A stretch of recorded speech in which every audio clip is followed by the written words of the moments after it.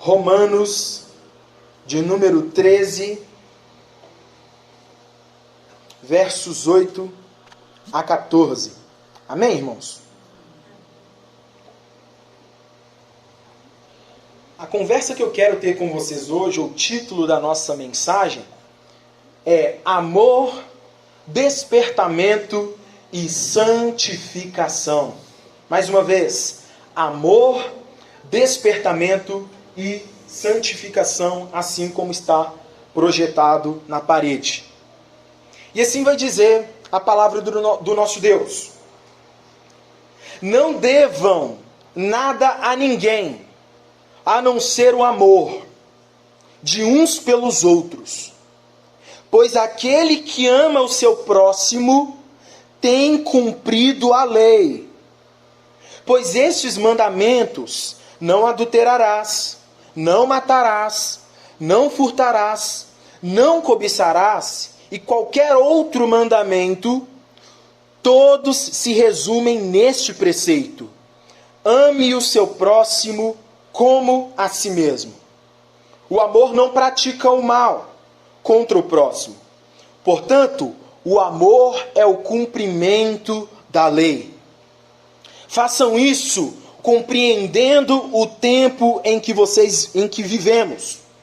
Chegou a hora de vocês despertarem do sono, porque agora a nossa salvação está mais próxima do que quando cremos. A noite está quase acabando, o dia logo vem. Portanto, deixemos de lado as obras das trevas e revistamo-nos da armadura da luz. Portemo-nos com decência, com quem age na luz do dia, não em orgias e bebedeiras, não em imoralidade sexual e depravação, não em desavença e inveja. Ao contrário, revistam-se do Senhor Jesus Cristo e não fiquem premeditando como satisfazer os desejos da carne. Amém, meus irmãos? Amado Deus, essa é a sua palavra santa. E nós pedimos ao Senhor nesse momento que através do teu Santo Espírito possa falar aos nossos corações nesse momento, gerando em nosso intelecto mudança de hábito, gerando em nossos corações uma nova perspectiva de viver, enxergando a sua vontade, ouvindo-a e obedecendo-a. No nome santo e poderoso de Jesus Cristo que nós oramos nesse momento. Amém. Amém, irmãos? Bom, o livro de Paulo aos Romanos é um livro ou uma carta muito interessante, porque é um dos maiores compilados teológicos que nós vamos encontrar em toda a Bíblia. É nessa carta de Paulo aos Romanos que Paulo ele começa a desenvolver a teologia da salvação. É na carta de Paulo aos Romanos que nós vamos aprender um pouco sobre a justificação pela fé. E nos capítulos 1 ao capítulo 11, o apóstolo Paulo, ele vai trabalhar toda essa justificação pela fé. Ele vai trabalhar o porquê nós caímos. Ele vai trazer um relato muito explícito da condição humana e da humanidade. Afinal de contas, é em Romanos 3:23 que ele vai dizer que todos caíram e destituídos estão da glória de Deus.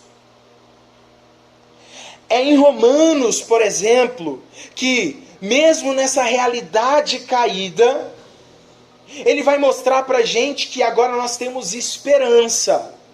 E essa esperança, ela é revelada em Cristo Jesus. Pois através do seu sacrifício, nós agora podemos recebê-lo através da fé. E aí ele vai dizer: o justo viverá pela fé. E aqui ele começa a desenvolver uma salvação que é alcançada pela graça. E o que é graça? Favor imerecido. Não há nada que possamos fazer para merecer a salvação da parte de Deus. Ele mesmo, por si só, dá gratuitamente através do sacrifício de Jesus. Logo, não há nada que você possa fazer para ser mais ou menos amado. Você é amado e ponto final. Porque Deus tanto amou o mundo, que deu seu Filho unigênito, para que todo aquele que nele crê, não pereça, mas tenha a vida eterna. E então Paulo ele desenvolve toda essa teologia da graça, da salvação. E aí, ele começa a desenvolver essa perspectiva. E aí a gente chega, por exemplo, nos capítulos 12 em diante, que é uma convocação de Paulo para os romanos, para uma resposta ao que Cristo fez por nós. Porque diante do que Jesus fez pela gente, Jesus ele não está de braços cruzados, esperando que a gente faça. Ele quer uma resposta. Ele quer uma posição do nosso lado. E aí no verso 12, o apóstolo, no capítulo 12, por exemplo, quando o apóstolo Paulo ele vai convocar a gente para ser um sacrifício vivo, no caso é a nossa adoração, quando ele diz, portanto, irmãos, rogo-vos pelas misericórdias de Deus que se ofereçam como sacrifício vivo, essa palavrinha, portanto, o Paulo está querendo dizer que é uma continuidade, ou seja, uma consequência, ou seja, diante de tudo que ele explicou nos 11 primeiros capítulos, ele quer agora uma posição da parte de nós. Ou seja, visto que fomos salvos pela graça, vimos que agora nós somos justificados pela fé, visto que não são os nossos méritos, mas são os méritos de Jesus na cruz do Calvário. Diante disso, portanto, irmãos, vivam de forma digna. Vivam de maneira a glorificar a Deus com o viver de vocês. Ou seja, não joguem a vida de vocês fora, vivendo exclusivamente para satisfazer a carne de vocês, mas vivam de maneira a glorificar a Deus. E no capítulo 13, após o apóstolo Paulo expor a maneira santa de viver, e já no fim do capítulo 12, ele começa a expor algo sobre o amor interessante, muito belo. E no capítulo 13, como nós acabamos de ler, ele vai trazer uma maneira como nós precisamos nos portar em sociedade e a maneira como nós precisamos agir um com o outro. E do verso 8 ao verso 14, que é o que nós acabamos de ler, é a maneira como nós precisamos nos portar. E aqui o apóstolo Paulo nos convoca para o amor, o despertamento e a santificação, que é o tema da nossa conversa. E no primeiro ponto, dos versos 8 a 10, diante de tudo que essa guisa introdutória, o apóstolo Paulo, ele vai chamar os seus discípulos, os seus amigos dessa igreja em Roma, para a prática do amor. E o amor, eu estive ontem celebrando o meu primeiro casamento, olha que chique. Todo pastor, né? Todo engomado. Parece que eu estava engessado, que eu virava assim, eu não virava o pescoço, eu virava o corpo todo, né? Eu não tenho costume de usar terno, é uma coisa muito ruim, desagradável. E ali eu conversei com aqueles noivos a respeito do amor. O amor, ele é um elo. O amor, ele é um selo. O amor, ele é uma marca. E o amor, mais do que belas palavras, o amor é um verbo. O amor é uma ação. O amor é uma atitude.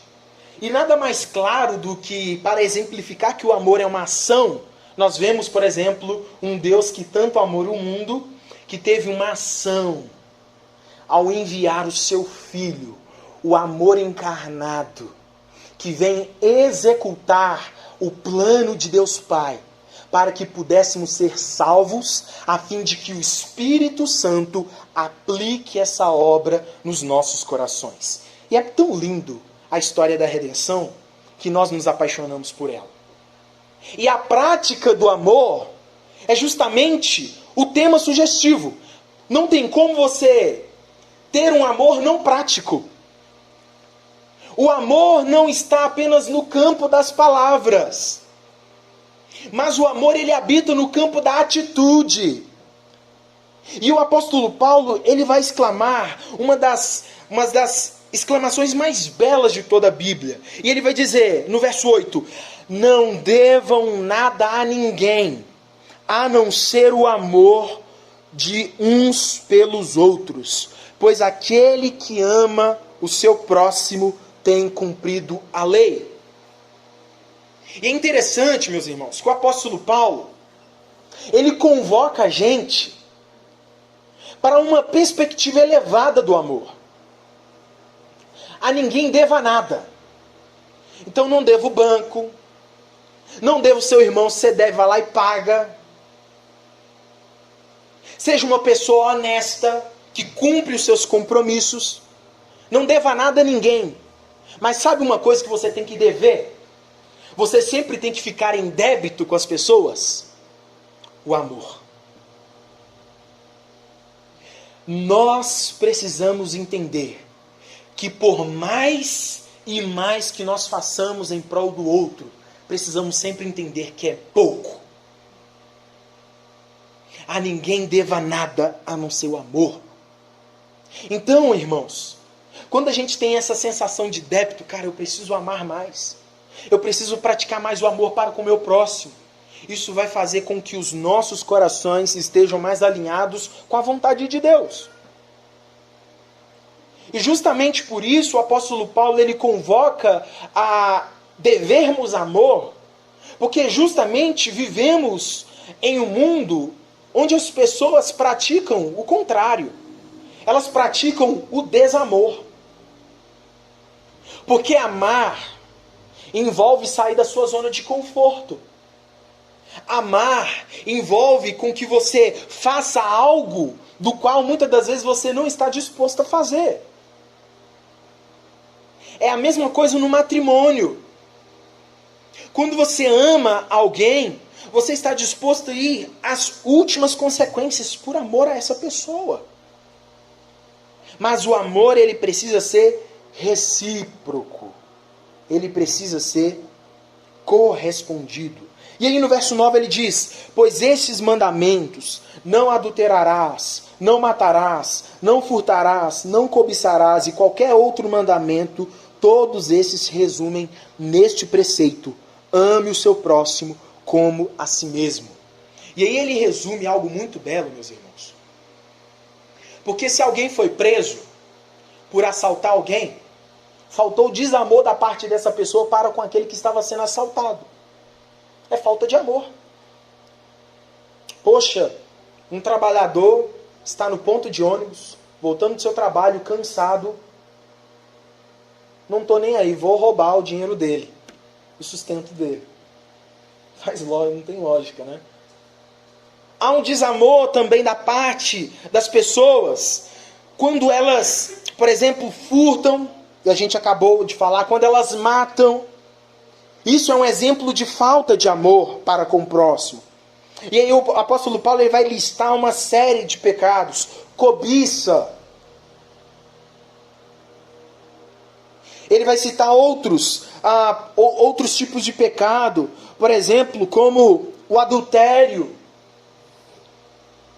Quando alguém adultera contra o seu cônjuge, está tendo falta de amor. E diante disso, então, o apóstolo Paulo fala: aquele que ama não pratica essas coisas. Aquele que entendeu o amor de Cristo e pratica esse amor para com o próximo, ele vai começar a exercer atitudes de amor.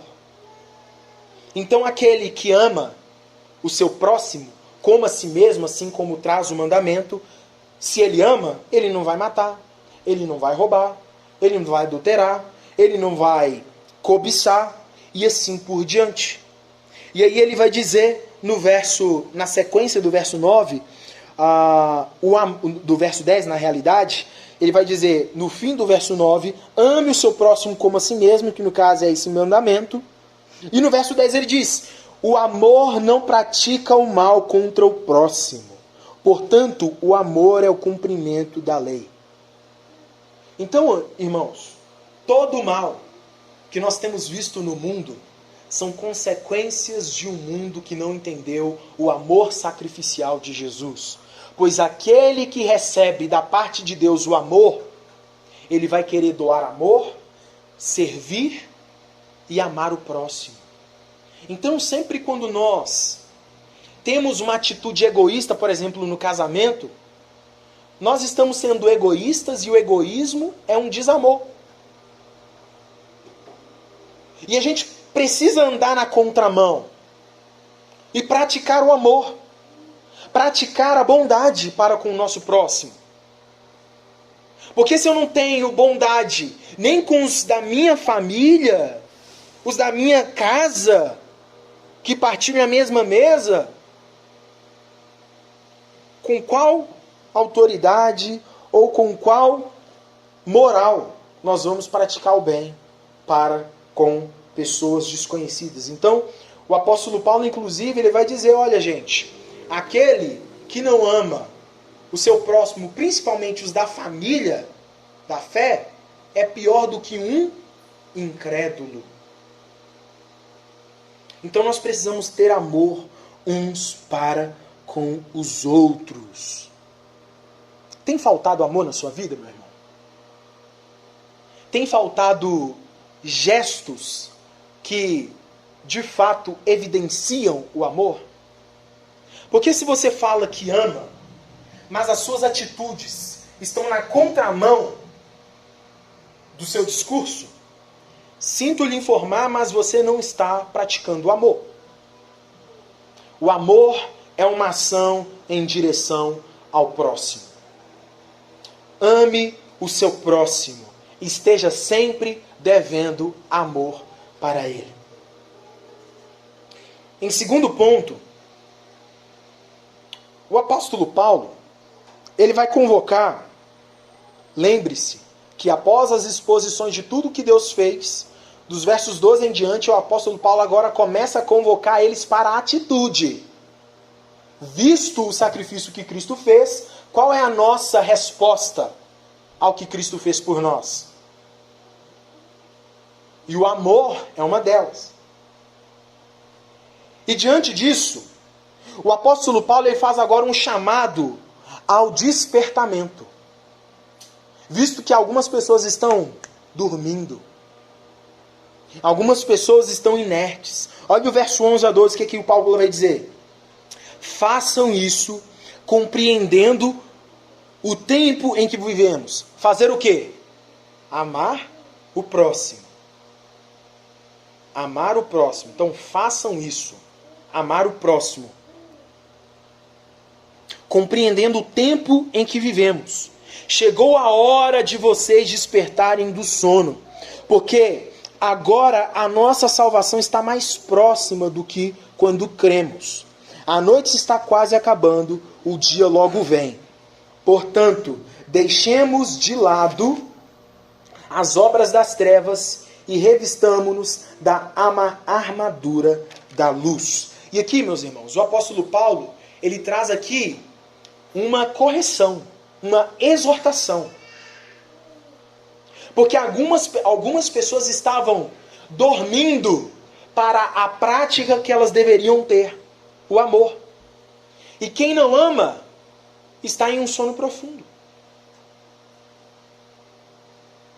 Então, por esse motivo que ele diz, façam isso, ou seja, amem uns aos outros, compreendendo o tempo que nós vivemos. E que tempo que nós vivemos? O que Paulo está dizendo aqui?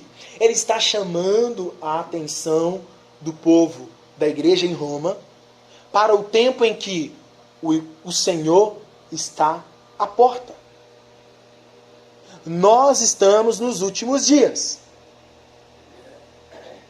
E entenda, às vezes você pensa, nossa, mas os últimos dias, há 2000 anos atrás, então Que isso? Então Jesus vai voltar nunca. Mas nós vivemos esses últimos dias desde a partida de Cristo, desde sua subida. Nós começamos a viver os últimos dias.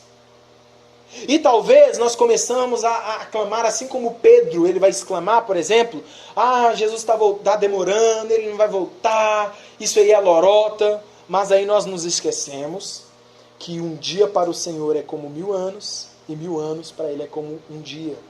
O nosso tempo não passa da mesma maneira para com Deus. Deus não está preso no que nós chamamos de cronos. Deus não está limitado. Então para a gente passou uma eternidade. Mas para Deus Ele vê a história. Passado, presente e futuro numa mesma ótica. Porque Ele é soberano sobre todas as coisas. Inclusive, o tempo está sobre suas mãos. Porque Ele é o Senhor do tempo. E diante dessa realidade, Ele convoca então os discípulos para se atentarem no tempo em que eles estavam vivendo. Pois o Senhor está próximo. E aí, o Senhor ele pode estar próximo, quando também pode estar próximo à nossa partida. Precisamos sempre viver com essa ótica. Cara, Cristo pode não voltar na minha geração.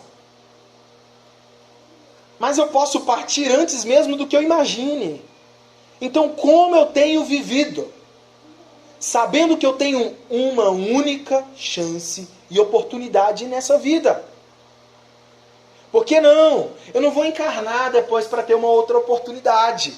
Não, eu não vou ter uma outra chance no corpo de um cachorro. Não, eu não vou ter uma outra chance no corpo de um rico. Ou de uma outra pessoa. Não, não. Hebreus 9:27. Ao homem está ordenado morrer uma só vez. Vindo depois disso, o juízo. E muito me choca como as pessoas continuam levando a sua vida ignorando Cristo e o seu Evangelho, sabendo que elas têm apenas uma chance. Uma chance. Não acredite em Deixados para Trás, aquele filme corta. Mas Jesus vai voltar, vou ter outra chance. Não vai não. Você tem uma única oportunidade. E ele diz, chegou a hora de vocês despertarem do sono, porque agora a nossa salvação está mais próxima do que quando cremos. Irmãos, a realidade que Paulo está escrevendo aqui para a gente é que na igreja de Cristo, nos mesmos bancos os quais nós partilhamos, existem pessoas dormindo e pessoas acordadas. Às vezes literalmente. Em espírito de oração, né, Wagner? Às vezes... Não, estou falando que ele está dormindo não, tá? E às vezes a gente está em espírito de oração, o Senhor nos chama, numa parede tão aconchegante como essa. E às vezes nós estamos em um sono espiritual, não fazendo ideia de que o Senhor está lá, eis que estou à porta e bato. Se alguém ouvir a minha voz e abrir, cearei com ele e ele comigo. E às vezes, meu irmão, Jesus está lá batendo na sua porta. E você não ouve porque está em um sono profundo. Então acorde, se atente ao chamado de Jesus para você. Então o apóstolo Paulo nos convoca a esse despertamento. E aí ele diz, portanto, deixemos de lado as obras das trevas e revistamo-nos da armadura da luz. E talvez nós estamos dormindo em um sono profundo porque nós não nos revestimos da armadura de Cristo. Assim como Efésios vai descrever, o apóstolo Paulo. Nós estamos em um sono profundo porque nós não vivenciamos a caminhada com Cristo. E quanto menos temos contato com essa palavra e com o Senhor da palavra, cada vez mais nós vamos nos afundando E se você não teve a oportunidade de ler um clássico, O Peregrino, né, irmã Darli? Uma maravilha, né? É um clássico. Ali o personagem cristão, ele começa a passar em um pântano. E esse pântano, ele começa a trazer momentos em que eles começam a cair em um sono profundo. E em uma mensagem metafórica que traz esse livro, O Peregrino, trazendo para as nossas vidas, o que ocorre na realidade com o personagem cristão? Ele não vigia, ele começa a adentrar em um loop de sua vida e começa a cair em um sono profundo. Talvez foram pecados não confessos, talvez foram negligências na sua caminhada, talvez foi um ativismo religioso, pensando estar acordado quando na verdade estava dormindo. E aí, meus irmãos, nós não ouvimos a voz do Senhor. E você pode muitas das vezes estar dormindo, fazendo muitas coisas, não ouvindo a voz do Senhor, extremamente atarefado. Marta estava atarefada, Maria estava parada ouvindo a voz do Mestre. Então nós precisamos deixar de lado as obras das trevas e nos revestir de toda a armadura. E é claro que Paulo ele vai usar uma figura de linguagem sugestiva para a época. Roma, soldados romanos, armadura que protege de determinados golpes. E aí, usando essa exemplificação da época dos soldados romanos, o apóstolo Paulo fala: revistam-se da armadura da luz. E a armadura ela serve para proteger. Você tem sido protegido pela palavra? Você tem sido revestido pela armadura de Deus? Você tem se alimentado das Escrituras? Você só se tornará forte o suficiente se estiver revestido da armadura de Deus. E por fim, para a nossa conclusão, ele diz: para nós buscarmos a santidade. E aí ele vai dizer no verso 13 em diante: comportemo-nos com decência como quem age à luz do dia, não em orgias e bebedeiras, não em imoralidade sexual e depravação, não em desavença e inveja. Então, o apóstolo Paulo, ele está pregando contra, muitas das vezes, o pecado que as pessoas estavam cometendo. No meio da igreja de Roma, muito provável estava tendo momentos em que as pessoas estavam se envolvendo em orgias. Momentos onde o Espírito Santo de Deus é desagradado, é envergonhado. E aí, por exemplo, as orgias, elas geralmente, uma coisa indecente, ela não vai acontecer à luz do dia. As pessoas quando fazem algo para não ser visto, elas fazem às escuras da noite. E então, o apóstolo Paulo, ele nos convoca para uma transparência no viver. O que ele diz? Comportemo-nos com decência como quem age à luz do dia. Então uma pessoa que está à luz do dia, ela não vai expor a sua intimidade. Ela não vai fazer coisas das quais não queira que as pessoas a vejam fazendo. E então o apóstolo Paulo nos convoca a um viver santo, transparente e que agrade a Deus. Visto que nós somos cartas que o mundo lê. E qual conteúdo o mundo tem visto a nosso respeito? Tendo em vista que nós representamos o nome de Cristo. Então, quando Jesus institui a oração do Pai Nosso, e quando ele diz, santificado seja o vosso nome, eu já expliquei isso aqui uma vez, isso significa que onde quer que nós caminhemos, nós representamos o nome de Deus. E muito provável, através da nossa vida, nós podemos envergonhar ou glorificar o nome de Deus, santificando-o, glorificando-o através do nosso viver. Santificado seja o teu nome, assim na terra como no céu. Ou seja, assim como o seu nome é adorado aí no céu, Senhor, glorificado sobre todos os anjos, que nós não te envergonhemos quando nós te representarmos no meio dos pecadores. Santidade no viver, porque o Senhor está próximo. E aí ele vai convocar também a outra realidade, as bebedeiras e a imoralidade sexual e a depravação. E aí ele vai dizer, não em desavença e inveja. Então, uma lista de pecados que estavam provavelmente efervescentes naquela realidade. E aí ele convoca o povo, fujam dessas coisas. O cristão verdadeiro e genuíno, ele foge da aparência do mal. É por esse motivo que o apóstolo Paulo fala para o seu pequeno filho na fé, Timóteo, fuja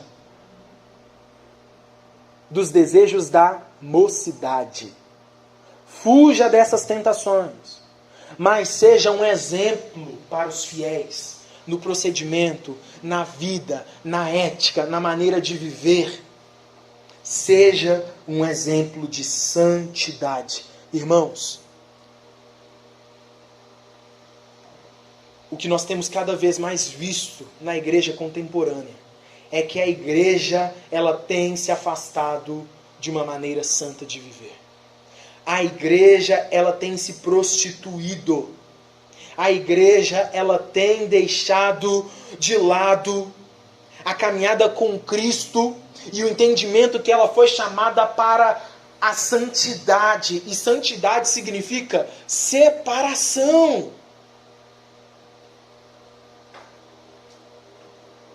Nós estamos no mundo, mas nós não pertencemos a esse mundo, às práticas maléficas desse mundo. Mas nós representamos um reino, nós somos representantes de um reino, nós somos embaixadores da verdade. E enquanto embaixadores da verdade, nós precisamos ser verdadeiramente bons representantes, pessoas que não envergonham a sua pátria. E por fim, no verso 14, para a nossa conclusão, ele diz, ao contrário de quê? De todas essas desavenças, dessas vidas em pecado, essas desordenanças, revistam-se do Senhor Jesus Cristo. Irmãos, só há um meio, só há uma fórmula, só há uma oportunidade, um meio pelo qual nós possamos viver em santidade e deixar a nossa maneira antiga de viver, revestindo-se de Cristo Jesus. Somente Cristo pode limpar as nossas vestes. Somente Jesus nos traz uma nova perspectiva. E sabe o que eu acho mais lindo? É enxergar o antes e depois das pessoas quando tiveram um encontro com Jesus. Paul Washer, ele vai descrever que, assim como uma pessoa que teve um encontro de atropelamento com uma carreta não pode nunca mais voltar a ser a mesma, assim uma pessoa que teve um encontro com Jesus nunca mais volta a ser a mesma. O encontro com Jesus, gente, é maravilhoso. Ele transforma o nosso viver. Ele transforma a nossa mente. E quando a gente olha lá atrás a quem nós éramos e quem nós somos hoje por causa de Jesus, nós amamos mais. Nós servimos mais. Somos menos egoístas. Estamos mais à disposição do outro. Amamos mais ao Senhor Jesus, porque o amor vertical que temos para com o Senhor refletirá no nosso amor horizontal para com o nosso próximo. Busque se revestir do Senhor Jesus Cristo, porque somente se revestindo dele seremos aptos para deixar a imoralidade e a vida pecaminosa e caminharmos em direção à santificação. E a santificação, meu irmão, não é algo instantâneo, mas é um processo. E um processo que levará a vida toda. Então, meus irmãos, enquanto aqui caminhamos, somos diariamente transformados, moldados, instruídos a viver e parecer com Jesus.